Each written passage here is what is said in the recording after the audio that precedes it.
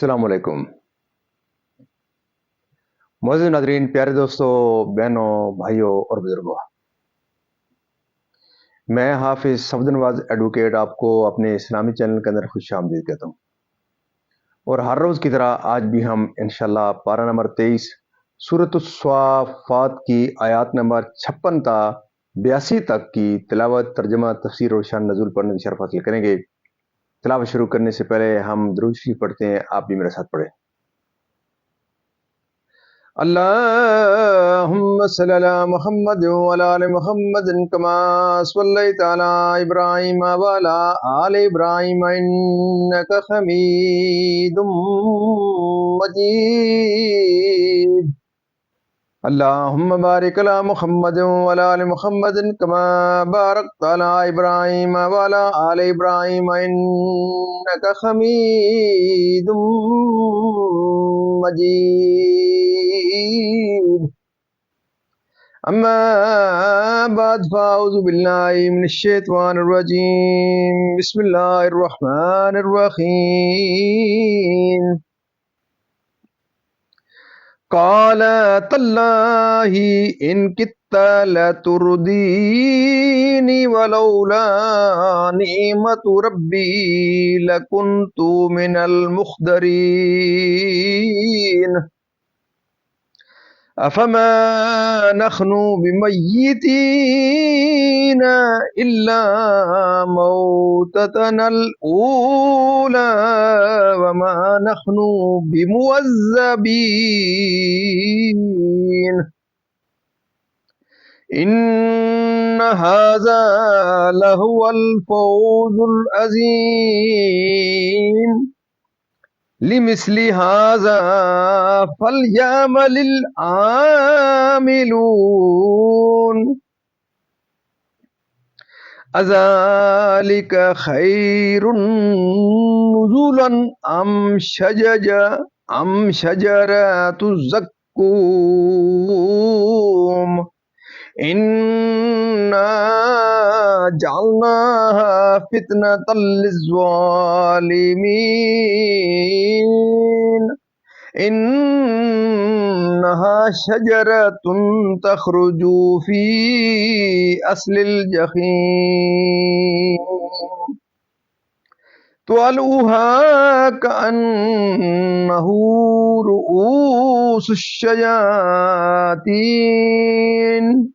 फ़इन्नहुम लआकिलून मिन्हा फ़मालिऊन मिन्हल बुतून। सुम्म इन्न लहुम अलैहा लशौबम मिन हमीम। सुम्म इन्न मर्जिअहुम लइलल जहीम।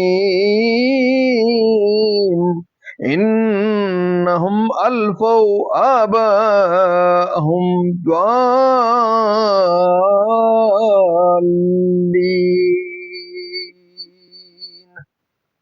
फ़हुम अला आसारिहिम युरऊन। वलक़द ضل क़ब्लहुम अक्सरुल अव्वलीन। वलक़द अरसलना फ़ीहिम मुनज़िरीन। फ़न्ज़ुर कैफ़ कान आक़िबतुल मुनज़रीन। इल्ला इबादल्लाहिल मुख़लसीन। वलक़द नादाना नूहुन फलनिअमल मुजीबून वनज्जयनाहु व अहलहु मिनल कर्बिल अज़ीम। वजअलना ज़ुर्रियतहु हुमुल बाक़ीन वतरकना अलैहि फ़िल आख़िरीन।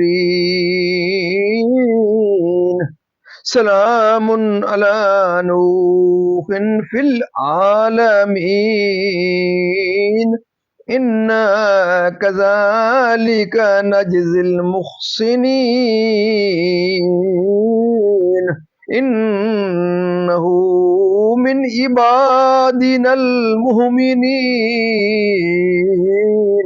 ثم أغرقنا الآخرين صدق اللہ العظیم۔ ترجمہ: کہا خدا کی قسم قریب تھا کہ تو مجھے ہلاک کر دے اور میرا رب فضل نہ کرے تو ضرور میں بھی پکڑ کر حاضر کیے جاتا، تو کیا ہمیں مرنا نہیں مگر ہماری پہلی موت اور ہم پر عذاب نہ ہوگا، بے شک یہی بڑی کامیابی ہے۔ ایسی ہی بات کے لیے کامیوں کو کام کرنا چاہیے، تو یہ مہمانی بھلی یا تھوہڑ کا پیڑ، بے شک ہم نے ایسے ظالموں کی جانچ کی ہے، بے شک ہم نے اسے ظالموں کی جانچ کی ہے، بے شک وہ ایک پیڑ ہے کہ جہنم کی جڑ میں نکلتا ہے، اس کا شگوفہ جیسے دیووں کے سر، پھر بے شک وہ اس میں سے کھائیں گے، پھر اس سے پیٹ بھریں گے، پھر بے شک ان کے لیے اس پر کھولتے پانی کو ملاوٹ ہے، پھر ان کی بازگشت ضرور بھڑکتی آگ کی طرف ہے، بے شک انہوں نے اپنے باپ دادا گمراہ پائے تو وہ انہی کے نشانے قدم پر دوڑے جاتے ہیں، اور بے شک ان سے پہلے بہت سے اگلے گمراہ ہوئے، اور بے شک ہم نے ان میں ڈر سنانے والے بھیجے، تو دیکھو ڈرائے گئےوں کا کیسا انجام ہوا، مگر اللہ کے چنے ہوئے بندے، اور بے شک ہمیں نوح نے پکارا تو ہم کیا ہی اچھے قبول فرمانے والے، اور ہم نے اسے اور اس کے گھر والوں کو بڑی تکلیف سے نجات دی، اور ہم نے اسی کی اولاد باقی رکھی، اور ہم نے پچھلوں میں اس کی تعریف باقی رکھی، نوح پر سلام ہو جہاں والوں میں، بے شک ہم ایسا ہی صلہ دیتے ہیں نیکوں کو، بے شک وہ ہمارے اعلیٰ درجے کے کامل الایمان بندوں میں ہے، پھر ہم نے دوسروں کو ڈبو دیا۔ مزید ناظرین، یہاں تک اس کا ترجمہ اختتام پذیر ہوا، اب اس کی تفسیر تسلسل سے ایک آیت پہلے سے تفسیر اس کی شروع کرتے ہیں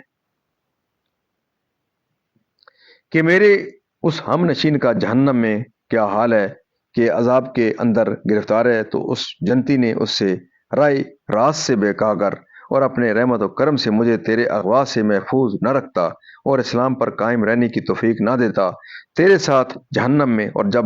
موت ذبح کر دی جائے گی تو اہل جنت فرشتوں سے کہیں گے وہی جو دنیا میں ہو چکی، فرشتے کہیں گے نہیں، اور اہل جنت کا یہ دریافت کرنا اللہ تعالیٰ کی رحمت کے ساتھ تلذذ اور دائمی حیات کی نعمت اور عذاب سے معمون ہونے کے احسان پر اس کی نعمت کا ذکر کرنے کے لیے، اور اس ذکر سے انہیں سرور حاصل ہوگا، یعنی جنتی نعمتیں اور لذتیں اور وہاں کے نفیس و لطیف معاکل و مشارب اور دائمی عیش اور بے نہایت راحت و سرور، نہایت تلخ انتہا کا بدبودار حد درجے کا بد مزہ سخت ناگوار، جس سے